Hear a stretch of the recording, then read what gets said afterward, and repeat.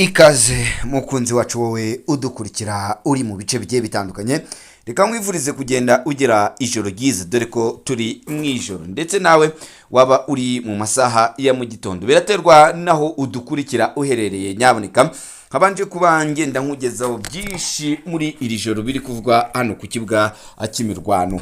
Operasiyo Karahabutaka, operasiyo isigaye mu mitwe ya bamwe benshi muri aya masaha. Ngiye kuba ngenda ngaruka kuri operasiyo ebyiri zikomeye cyane zije kuba zigenda ziba mu masaha yo mu masaha y'ine z'ijoro, nkaba nari nkiriho ngenda mbikurikirana cyane cyane hano ku kibuga cy'imirwano mu gihugu cya Repubulika Iharanira Demokarasi ya Kongo hagati y'inyeshyamba z'umutwe wa M23.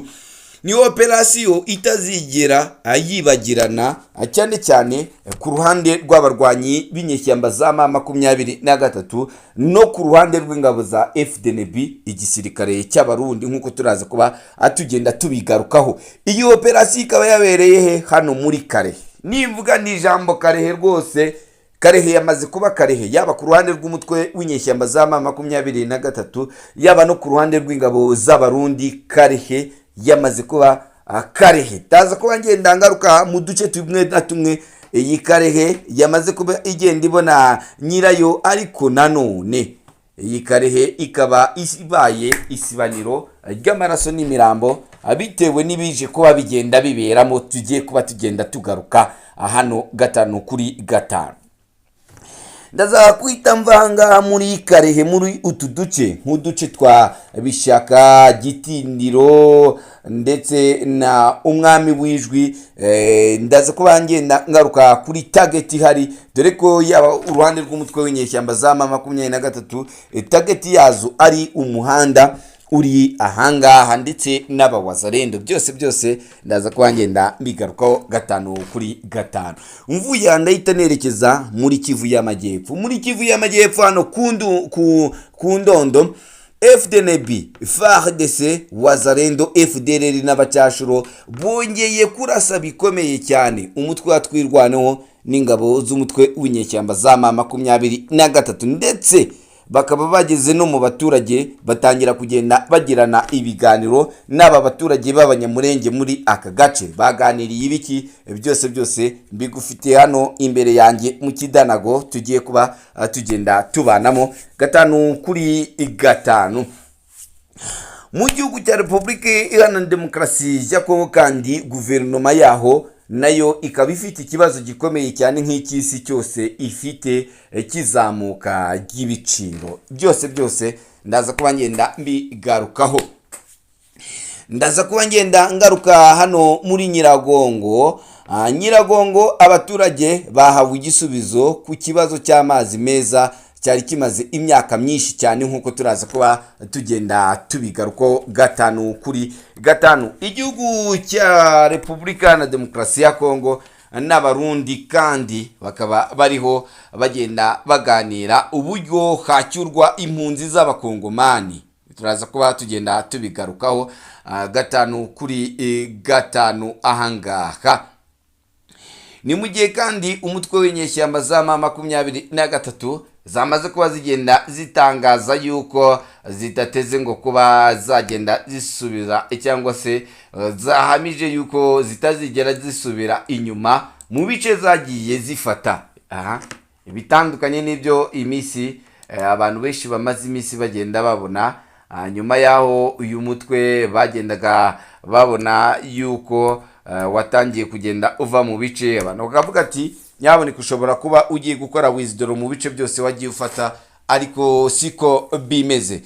Byose turaza kuba tugenda tubigarukaho gatanu kuri gatanu muri aya makuru yacu kuri iri joro. Ndaza kuba kandi nyaruka n'ubundi hagati ya Israel na Iran. Ibitero bikaba bikomeje muri iri joro, rero naho hakaba haje kuba hagenda haba igikorwa gitunguye abantu benshi, ndetse kikahita kinagenda gishimangira yuko iyi ntambara igikomeye cyane. Ni nyuma yaho Perezida Donald Trump yari yaje kuba agenda atangaza amagambo akomeye cyane. Turaza kuba tugenda tugarukaho. Ngira ngo murumva ko ni ikidanago kinini, ariko nyaboneka reka ngusabe nimba ari ubwa mbere ugeze hano ukabona dukwiye subscribe uyikande, ariko nyaboneka wibuke gukanda like, kuko iyo ukanze like rwose tubona ko ibiganiro dukora hari aho bibageza kandi hari icyo bibafashamo, ubundi Google nayo ikagenda iduha recommendation. Natinze rero reka mpite nirukanka cyane hano ku mirongo y'urugamba, ngira ngo ndahera hano muri za Mwenga mama 23 ikaba yambuwe uduce tugera kuri tubiri. Ni mu rugamba rukomeye cyane rwahanganyikishije abarwanyi ba Wazalendo ndetse n'abarwanyi ba FDNB, dore ko iyi mitwe uko ari ibiri ariyo yabashe gufata kano gace kaha muri teritwari ya Mwenga, nkuko bikomeza kuba bigenda bitangazwa na bimwe mu binyamakuru ndetse n'imboni yacu iri ahangaha, ariko sindi butinde ahangaha. Reka mpite nerekeza hano muri Karehe yamaze kuba isibaniro, ngira ngo ku munsi w'ejo nibwo naje kuba ngenda ngaruka ku midugudu imwe n'imwe ifitwe n'igisirikare cya Repubulika na Demokarasi ya Kongo ndetse n'abarwanyi baba Wazalendo hano muri Karehe. Aha muri Karehe rero ubu maginga ye ngaya kw'iyi saha umutwe wa mama 23 mu masaha yatambutse wari wagerageje gutera agace kita Nzigati, Buroro ndetse na Nyamugari, ariko utu duce nibyaje kuba bigenda biborohera cyane kubera ko hano muri Nzingati baje kuba bagenda bahurira n'igisirikare cy'abarundi, igisirikare gikomeye cyane kiri kuba kigenda gifashe ingabo za Repubulika na Demokarasi ya Kongo cyane cyane hano ku kibuga cy'imirwano, byibuza ngo bibanze hano muri Karehe cyane kuko hari platoon shyashya ya reinforcement y'igisirikare cy'abarundi, ikaba ariyo ngo ikomeje kuba igenda inaniza abarwanyi b'inyeshyamba z'umutwe wa mama 23 hano muri Karehe. Andi makuru akaba yemeza ko nibura abarwanyi bagera kuri 3 bose baje kuba bagenda bapfira muri aka gace ka Nzingati, cyane cyane ku ruhande rw'inyeshyamba za mama 23 nkuko tubikesha imboni yacu iri aha kuri ubu butaka bw'igihugu cya Repubulika ya Demokarasi ya Kongo, ikaba itangaza yuko ibintu biri kurushaho kuba bigenda biba bibi cyane cyane ahangaha, bitewe nuko nyaboneka aba barwanyi b'ingabo za Wazalendo bakomeje kuba bagenda bigaranzura cyane abarwanyi b'umutwe w'inyeshyamba za mama 23. Ibi bikaba na rimwe mu ihurizo rikomeye cyane ku bantu bariho bakurikiranira ibya hafi iby'iyi ntambara, aho bavuga ko hari kugaragara ikintu kidasanzwe ku ruhande rw'izi mpande zombi, yaba uruhande rwa FARDC ndetse n'uruhande rw'ingabo z'abarundi, ariko nanone kagaragara gutsindwa cyane ku barwanyi b'umutwe wa mama 23. Nibura muri iri joro uretse Nzingati na Buroro na Nyamugari, abarwanyi ba Wazalendo bafatanyije n'abarwanyi ba FDNB ndetse n'abacashuro bakaba bafasha kandi gace kitwa Umwami w'Ijwi, niho baraye nabishaka Gitindiro, Kabambo, hose aha hakaba hari kuba hagenda hakotororwa n'aba barwanyi b'igisirikare cya leta ndetse n'abafatanyabikorwa bacyo. Nibura ngo tageti iri muri aka gace hano muri Karehe, tageti hari nuko abarwanyi baba Wazalendo bari kurwanira mu misozi bagomba kumanuka bagahita bafata tageti ariyo nagendaga mvuga y'umuhanda, kandi ngo bizagora aba barwanyi b'inyeshyamba za mama 23 kuba aba Wazalendo baramutse bageze hano muri uyu muhanda byagorana cyane. Ikindi kandi abaturage ngo bakaba bafite impungenge zikomeye cyane hano muri Karehe, aho bavuga bati uno munsi M23 yahafashe, ejo FARDC yahafashe, ejo bundi Wazalendo yahafashe, bigaragara ko ni ikibazo gikomeye cyane kiri kuba kigenda gigomeza kuba kigenda gicangacanga aba baturage batuye hano, aho bamwe bavuga bati ntituzi uwo twakwizera n'uwo twareka, kuko amakuru angeraho nk'ahangaha muri Gitindiro ndetse na Kabambo. Ni bimwe mu bice aba Wazalendo bagezemo bakimara gukwirakwira, bahita batangira kuba bagenda baganiriza abaturage bo muri aka gace. Iyi ikaba nimwe mu mpamvu ikomeye cyane yatumye abantu benshi bakomeza kuba bagenda bibaza kubiri buze kuba bigenda bikurikira. General Sultani Makenga rero ngo akaba yariye karungu cyane cyane, ndetse ahita anahamagaza bamwe mu basirikare bafatanyije nawe kuyobora uru rugamba hano mu gihugu cya Repubulika Iharanira Demokarasi ya Kongo, ababaza impamvu nyaboneka iyi Karehe yabananiye, iyi Karehe bari kuyikubitirwamo, iyi Karehe iri kuba igenda ituma abasirikare batoya babo bagenda bahatakariza ubuzima, dore ko binavuga ko Koloneli Bigabo nawe yaba yamaze kuba agenda atabwa cyangwa se ari mu maboko ataraye. Turaza kuba tugenda tubigarukaho mu makuru yacu ya mu gitondo, dore ko iyi nkuru ndaza kuba nyifite 5/5. Wowe icyo ngusaba ntujye kure rwose y'inyakiramajwi cyangwa y'umurongo wacu, byose ndaza kuba mbigufitiye 5/5. Ni mu gihe kandi nubwo ibi bikorwa byose ni n'aya ma operation ari kugenda aba muri aka gace, bikaba bivuga ko abiri kugirwaho cyane cyane n'uruhare umugabo bita Mutayomba. Uyu Mutayomba amaze kuba ahangaha cyane cyane, akaba ari umwe mu bagabo bo ku ruhande rw'inyeshyamba za Wazalendo bari kurwanya inyeshyamba z'umutwe wa M23. Uru rubyiruko rwaharaniye kuba rugenda ngo rurinda ubusugire ndetse no kurwanya uyu mutwe cyangwa se kurwanya uyu mutwe wa M23, rukaba rutangaza yuko nyaboneka ngo uyu mugabo bita Mutayomba amaze kuba agenda ngo yiga amatekinike ndetse n'amataktike, ari naryo banga ngo gihishe kuko bari kuba barushaho kuba bagenda bambura ibice, ndetse uyu mutwe w'inyeshyamba za M23 ngo ukahagera usanga bamaze kuba bagenda bahagera kare. Nibwo twabashaga kuba tugenda tugaruka ku bitero ndetse n'amaambushi yatezwe uyu mutwe w'inyeshyamba za M23 hano muri za Mwenga, akaza kuba agenda agwamo abasirikare bagera kuri 13 bose bari muri za section ebyiri, kuko ubundi mu busanzwe section igirwa y'abasirikare igirwa n'abantu 12, ariko abangaba ngo hakaba hari umwe mu basirikare babo ba Savairesi bari baje kuba bagenda babasura.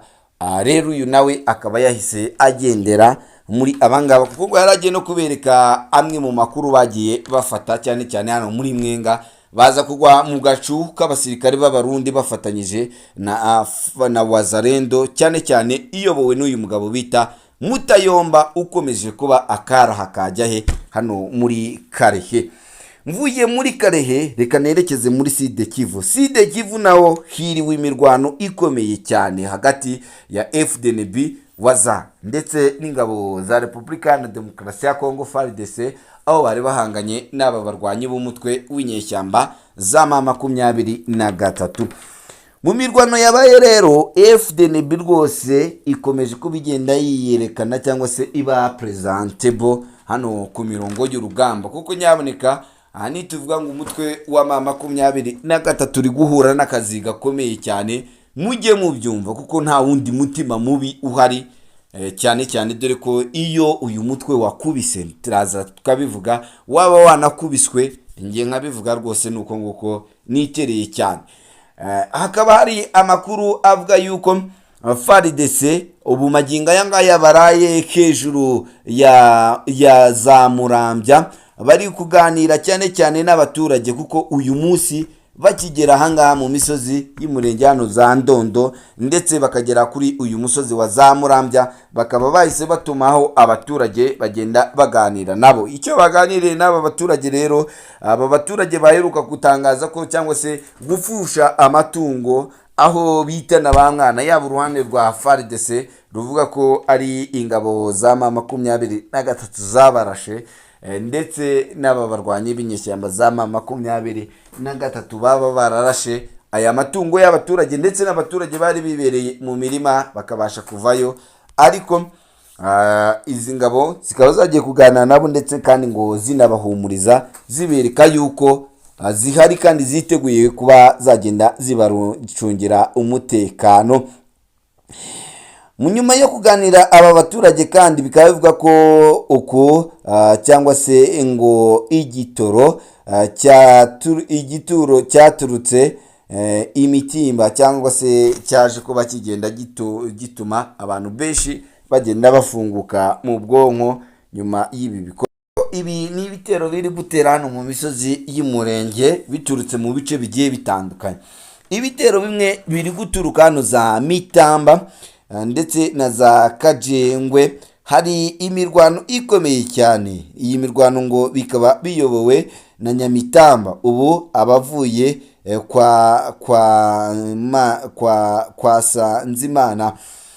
Ubu uyu kwa Sanzimana ndetse na Mitamba ni bamwe mu bagabo bafite korasiyo cyangwa se kwa imikoranire myiza cyane, nubwo ubona ko bigera hejuru rwose bikaza kuba bigenda bizamba, ariko aba bagabo ngo bafite imikoranire myiza kandi ikaba ariyo iri kugenda iba urufunguzo rwo kubasha gutsinda aba barwanyi b'inyeshyamba za M23 nk'uko bikomeje kuba bigenda bitangazwa.